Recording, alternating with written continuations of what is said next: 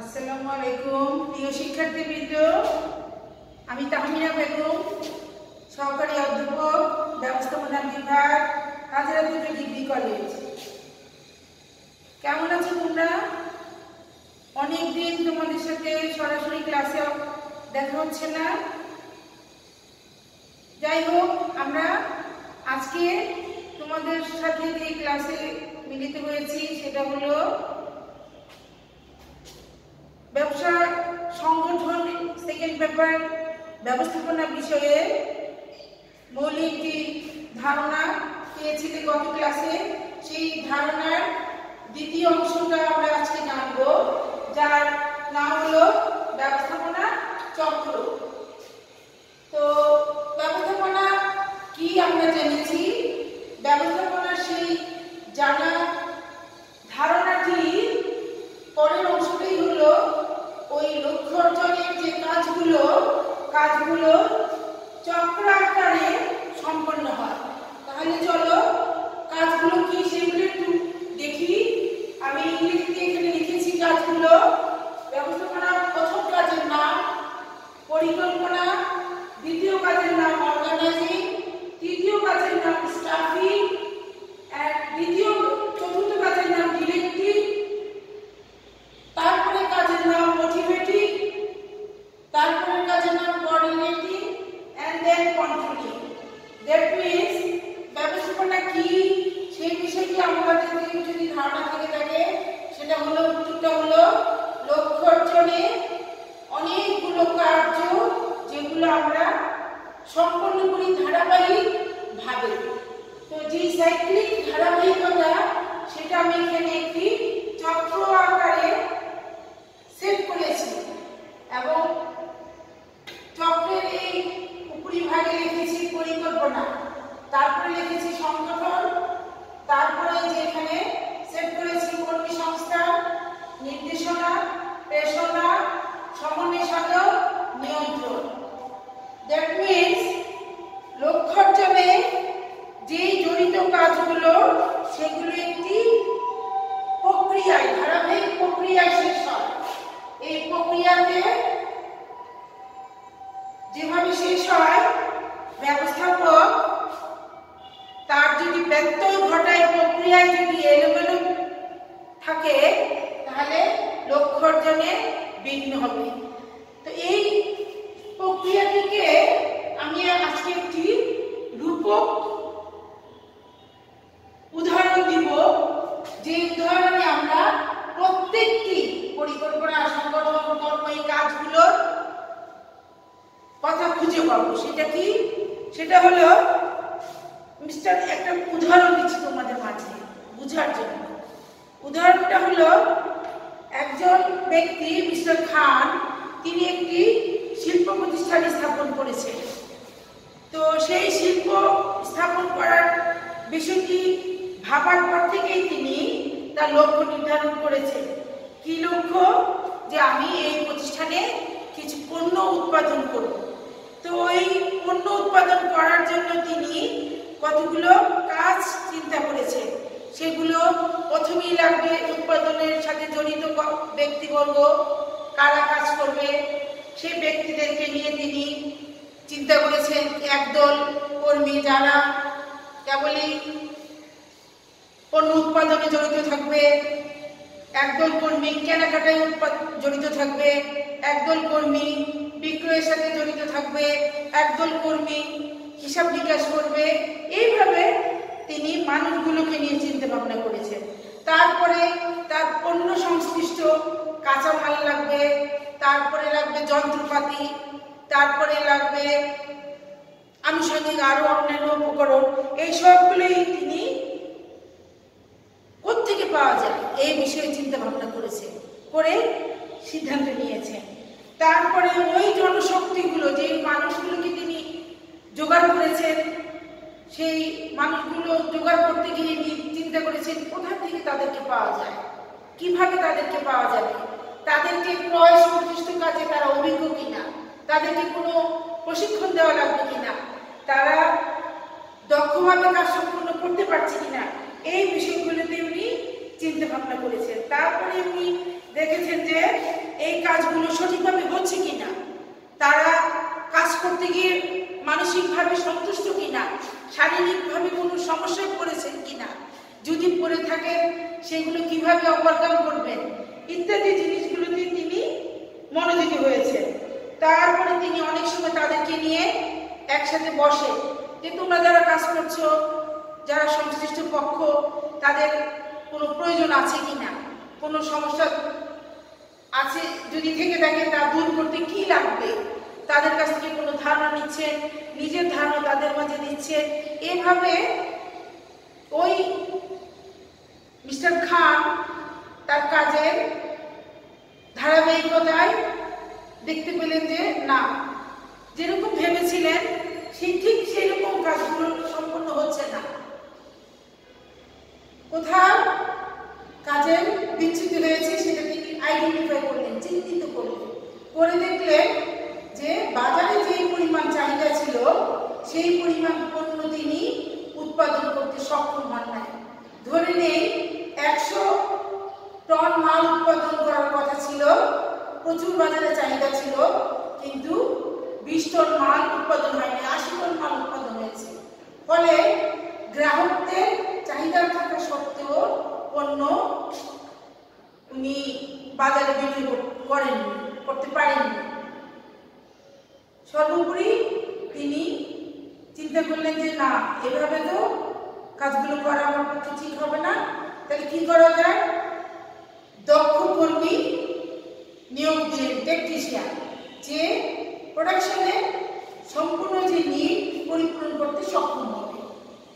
Obviously যন্ত্রের সক্ষমতা, কর্মীর সক্ষমতা সব মিলিয়ে তিনি পরবর্তীতে 100 টন মাল শুধু উৎপাদনই করেন নাই, অবচয় বাঁচিয়ে পরের বছর তিনি ভালো বহাল তবিয়তে 120 টন মাল উৎপাদন করতে পেরেছেন। স্বভাবতই তিনি খুব উদ্বুদ্ধ। তারপরের বছরের জন্য তিনি প্রায় আনুমানিক 200 টনের জন্য কাঁচামাল কিনে নিলেন, যাতে করে ভোক্তার চাহিদা পরিপূর্ণ, বাজার দখল ইত্যাদি সব কিছু নিয়ে তিনি খুব সাকসেসফুলি পরের বছরের জন্য কাজ করা শুরু করলেন। এইভাবে তিনি তার কাজগুলো যে করেছেন সেখানে আমরা যা যা দেখতে পেলাম, কি কি দেখতে পেলাম? আমরা দেখতে পেলাম তিনি এই পরিকল্পনা অনুযায়ী কাজ করেছেন। তাহলে আসো আমরা যা জেনে নেই মিস্টার খানের কোন কাজটি পরিকল্পনা। পরিকল্পনা হলো উনি যে উৎপাদনশীল কাজ করবেন, উৎপাদনশীল কারখানা গড়বেন, এটা হলো তার পরিকল্পনা। এটার সাথে তিনি কি কি করেছেন? তিনি কর্মী নিয়োগ দিয়েছেন,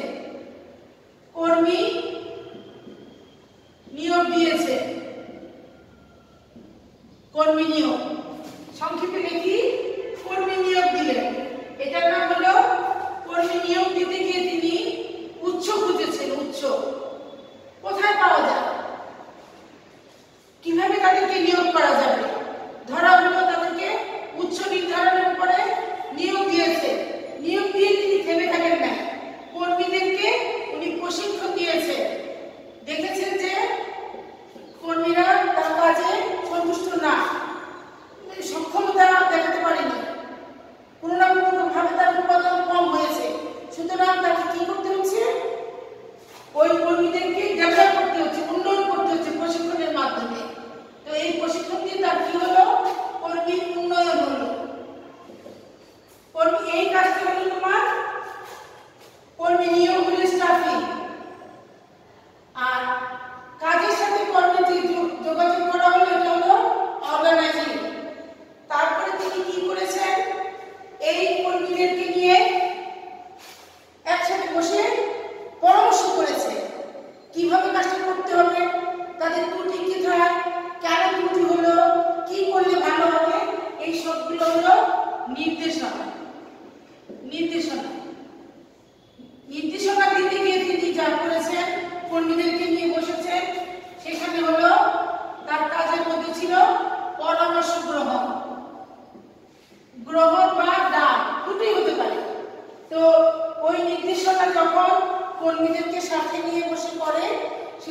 নির্দেশনাগুলোতে থাকে পরামর্শমূলক নির্দেশনা। তারপরে তিনি দেখেছেন যে কর্মীদেরকে কাজ করতে গিয়ে যে কারখানায় বসে উৎপাদন করেছে তা উপযুক্ত ছিল না। পরিবেশের যে ভারসাম্য রক্ষা করে যে আলো বাতাস দরকার ছিল কিংবা যন্ত্রপাতিগুলো যেভাবে বিন্যাস করেছিল সঠিক হয়নি। তো কি দরকার ছিল? যন্ত্রপাতিগুলোর আধুনিকায়ন কিংবা কারখানার অবস্থানটা একটু উন্নতিকরণ, এই সবগুলো করার কারণে কর্মী কি হয়েছে? কাজে উদ্বুদ্ধ হয়েছে। এই কাজটার নাম হলো তোমার প্রেষণ। এই কাজটার নাম প্রেষণা। এই কাজে কর্মী কি হয়? কাজের প্রতি উদ্বুদ্ধ হয়। উদ্বুদ্ধ হলে এটাকে বলা হয় উদ্বুদ্ধকরণ। এই কাজের দ্বারা কর্মী উদ্বুদ্ধ হয়। কর্মী যখন উদ্বুদ্ধ হয়েছে, কাজটা কতটুকু হলো কি হলো না, ওই কাজটার নাম হলো সমন্বয় সাধন। সেটা হয় যোগাযোগের মাধ্যমে সমন্বয়। এটা হলো এরপরের কাজ। এই কিভাবে সমন্বয় হয়? যোগাযোগের মাধ্যমে। যোগাযোগ, কমিউনিকেশন। যখন কর্মীর সাথে ঊর্ধ্বতন কর্তৃপক্ষ যোগাযোগ স্থাপন করে তখন ত্রুটি বিচ্যুতিগুলো থাকলেও সেগুলো সমন্বয় সাধন করা যায়। আর সর্বোপরি ফাইনালি এই কাজটা শেষ নিয়ন্ত্রণের মাধ্যমে শেষ হয়। নিয়ন্ত্রণ ব্যাপারটা হলো যে লক্ষ্যে উৎপাদন কারখানা করেছিলেন, ওই লক্ষ্যের সাথে আদর্শ মানের সাথে তার কাজে এতগুলো কাজ যে করলেন, এই কাজটা আদৌ ঠিক হচ্ছে কিনা, ওইটার নাম হলো নিয়ন্ত্রণ। একজন ঊর্ধ্বতন তার অধস্তনের কাজকে যদি পরিপূর্ণভাবে নিয়ন্ত্রণ না করে তাহলে দেখা যায় যে সে একটা কাজে গিয়ে শেষ করতে পারে না।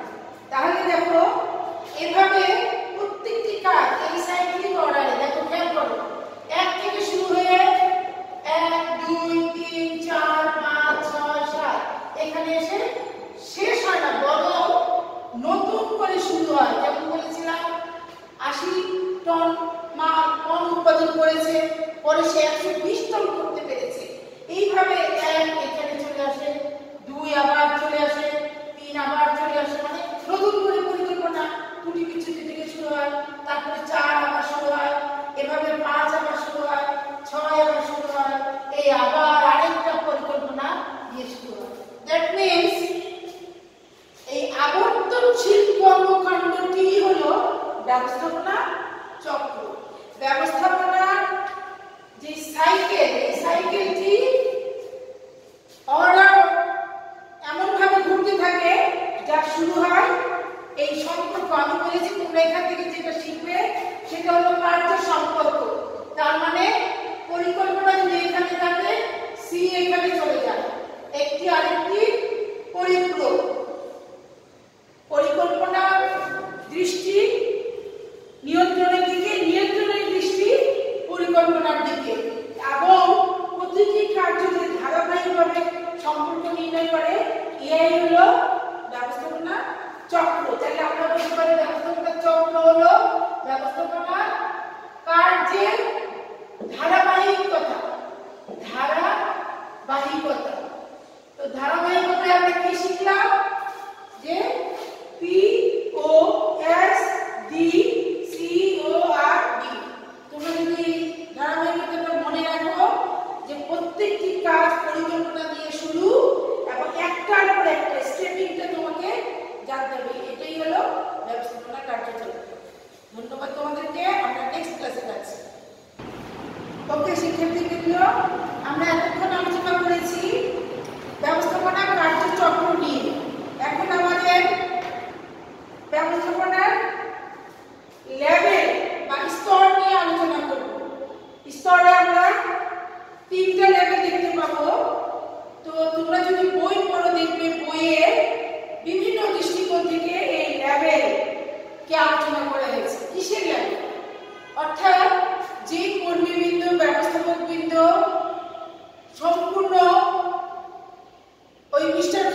কাজে জড়িত সেই ব্যবস্থাপকদের কে কোথায় কাজ করছে এবং টোটাল উৎপাদন কারখানায় যতগুলো মানুষ আছে এই মানুষগুলোর অবস্থা আমরা লেভেলে দেখব। ম্যানেজমেন্টের সম্পৃক্ত সকল কর্মী বৃন্দের একটি সচিত্র অবস্থা। এটাকে একটা পিরামিডের মতো মানুষগুলোর অবস্থান তুমি দেখো। একদল মাঝখানের পিরামিডের অবস্থাটা খেয়াল করো। পিরামিডটা এভাবে নিচে বেশি এবং উপরে কম। এই চিত্রে উচ্চ স্তরের ব্যবস্থাপক, মধ্যম স্তরের ব্যবস্থাপক এবং নিম্ন পর্যায়ের ব্যবস্থাপক তিন ভাবে ব্যবস্থাপনা কাজটি সম্পন্ন হয়। তো এই পর্যায়ে লোকজনের যে কাজ এই উচ্চ পর্যায়ের লোকজনের কাজ সেম না। ঠিক তেমনি মধ্যম পর্যায়ে যে ব্যবস্থাপক কিন্তু আছে তাদের কার্য একই না। তাহলে কিরকম এই ব্যাপারটা বোঝার জন্য আমরা কিন্তু চিনে নেই উচ্চ পর্যায়ের কারা। উচ্চ পর্যায়ে একদল লোক যারা প্রতিষ্ঠান পরিচালনার সাথে ডাইরেক্টলি জড়িত, যেমন তারা কেউ চেয়ারম্যান, শেয়ার হোল্ডার, পরিচালনা পরিষদের সদস্য কিংবা ধরো মহাব্যবস্থাপক, এমডি যাদেরকে আমরা বলি, সিইও বলি। অর্থাৎ তারা সর্ব অবস্থায় একেবারে উচ্চ স্তরে তাদের অবস্থা। তারা কি কাজ করে? তারা সাধারণত অধিক মাত্রায় চিন্তনীয় কাজগুলো করে, তারা নীতি নির্ধারণ করে, তারা সিদ্ধান্ত গ্রহণ করে, সিদ্ধান্তগুলো বাস্তবায়নের জন্য কর্ম পরিকল্পনা তৈরি করে। এরা হলো প্রতিষ্ঠানের উচ্চ স্তরের একদল কর্মীবৃন্দ যাদের অবস্থান সব সময় উপরের লেভেলে। দ্বিতীয় লেভেলে যে ব্যবস্থাপকগণ আছেন তারা হলেন বিভাগীয় ব্যবস্থাপক। সেই মিস্টার খানের কারখানার উৎপাদনশীল কারখানাকে যদি আমরা বিভাগ করি, উৎপাদন বিভাগ, ক্রয় বিভাগ, বিক্রয় বিভাগ, হিসাব বিভাগ, এইভাবে যে কাজগুলোকে ভাগ করে নেওয়া হয় সেখানে যে ব্যবস্থাপক বৃন্দ যুক্ত করা হয়, নিয়োগ দেওয়া হয়, দায়িত্ব দেওয়া হয়, তারা হলেন মধ্যম পর্যায়ের ব্যবস্থাপনার সাথে সম্পৃক্ত। আর সেই লক্ষ্যে মিস্টার খানের উৎপাদনের লক্ষ্যে একদল কর্মী নেন যারা কেবলই উৎপাদনের মূল যে আসল মৌলিক যে কাজ উৎপাদন করা সেটার সাথে জড়িত, একেবারে নিম্ন পর্যায়ে। তারা হলো ফোরম্যান বা সুপারভাইজার, কিংবা সহজ ভাষায় আমরা যদি বলি শ্রমিক। একদম তাদের উচ্চ লেভেলটা হলো সুপারভাইজার। তারা শুধুই কাজ নির্বাহ করে, শারীরিক পরিশ্রম করে। তারা মানসিক পরিশ্রমের চেয়ে কায়িক পরিশ্রমে অভ্যস্ত থাকে। তারা উদ্বোধন পরোটা ডুইট অর ডু নট এই অর্ডারটি তারা শুধু ক্যারি আউট করে। বাট তারা কোনো বিচ্ছিন্ন কিছু না। তারা যদি কাজটা সম্পূর্ণ না করে এত বড় প্ল্যান, নীতি নির্ধারণ কিছুই বাস্তবায়ন হবে না। এখন আসো এই মাঝখানে ব্যবস্থাপকদের কাজ।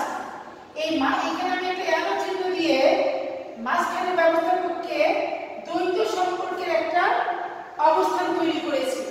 তারা উপরের দিকেও যোগাযোগ করে, নিচের দিকেও যোগাযোগ করে। তাদের সম্পর্ক চিত্রটা হলো উপরের লেভেলের সাথেও নিচের লেভেলের সাথে।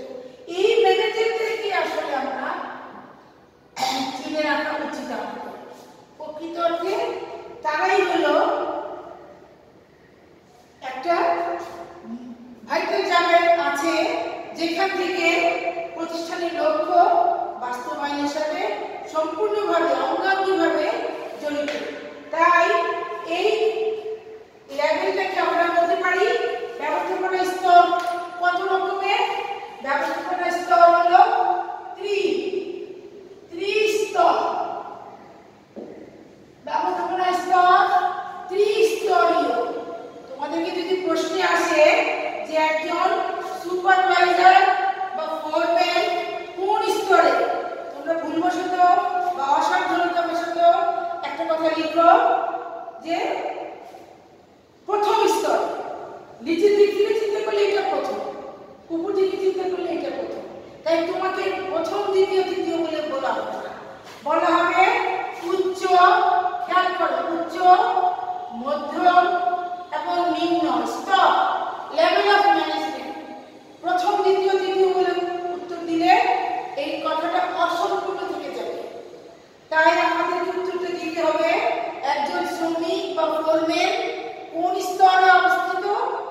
একেবারে নিম্ন স্তরে সে অবস্থান করে। তার কাজ কি? তার কাজ হলো উচ্চ বা মধ্য পর্যায়ের ব্যবস্থাপক বৃন্দের কাজে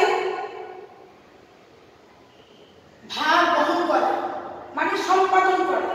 তাহলে এই কর্মী যে কাজটি করে তার হলো উচ্চ পর্যায়ে এবং মধ্য পর্যায়ের কাজে সমাপন, শেষ করা, দায়িত্ব নিয়ে শেষ করে। আচ্ছা, কেউ যদি বলে যে একজন বিক্রয় ব্যবস্থাপকের কাজ কি, তার অবস্থান কোথায়? আমরা বলবো একজন বিক্রয় ব্যবস্থাপক হলেন মধ্যম পর্যায়ের ব্যবস্থাপক। তিনি উৎপাদিত পণ্য বিক্রয়ের সাথে সম্পৃক্ত। তিনি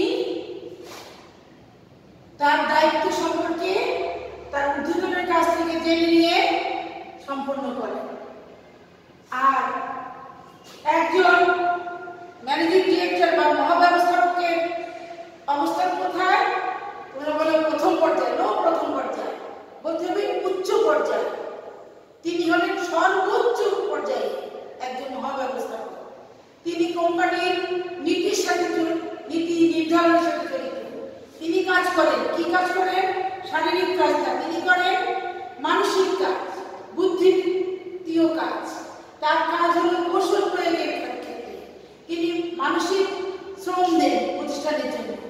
তিনি সিদ্ধান্ত গ্রহণ করেন, তিনি ওই সিদ্ধান্তগুলো বাস্তবায়নের জন্য কর্মী নিয়োগ করেন। কখনো উনি নিজে সরাসরি নিচে স্তরের সাথে যুক্ত হন, no problem, but it doesn't mean that তার অবস্থান ভিন্ন।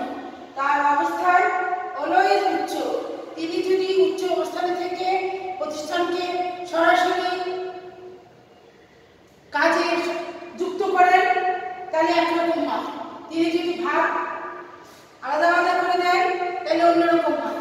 এভাবে মধ্যম পর্যায়ের ব্যক্তি, উচ্চ পর্যায়ের ব্যক্তি এবং নিম্ন পর্যায়ের ব্যক্তি, প্রত্যেকটি মানুষ, মানব সম্পদ, এই প্রতিষ্ঠানে নিয়োজিত মানব সম্পদ যে যার স্তরে থেকে তাদের কার্য সম্পাদন করে। তাহলে আমরা একটা কথা খুব সহজেই বুঝতে পারছি, একদল মানুষ যারা ব্যবস্থাপকের লক্ষ্য নির্ণয়ে অবস্থান করে তাদের অবস্থানটা হলো ত্রিস্তরীয়। রিমেম্বারিং, তাদের অবস্থান তিনটি স্তরে, একটি উচ্চ, একটি মধ্যম, একটি নিম্ন। খুব সহজভাবে আমরা ধরে নেব উচ্চ স্তরে হলো নীতি নির্ধারক বৃন্দ, প্রশাসক বৃন্দ, মালিক বৃন্দ, পরিচালক বৃন্দ। বুঝতে পেরেছি? আর সর্বনিম্ন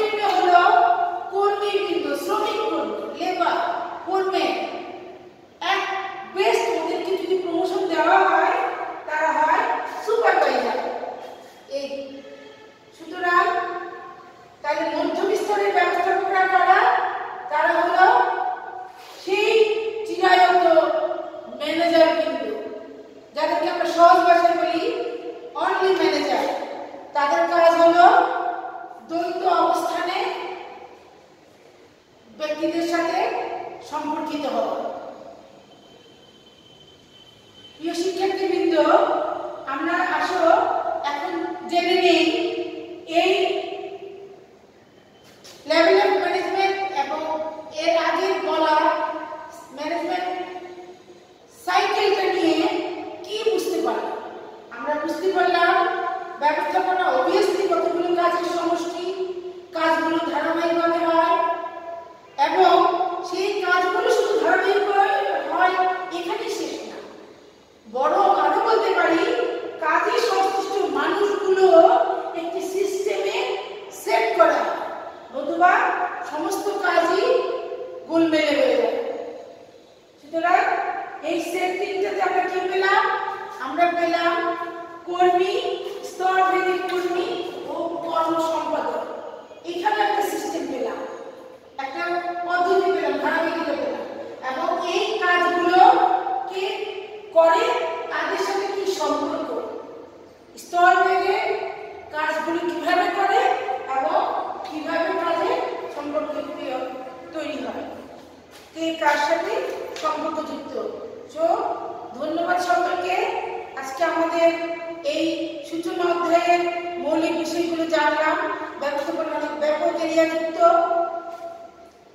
এবং কর্মীবৃন্দ অনেক একদল মানুষের সমষ্টি, মানুষগুলো স্তরভেদে বিন্যস্ত করা হয় এবং কাজটি সাইক্লিক অর্ডারে সম্পন্ন হয়।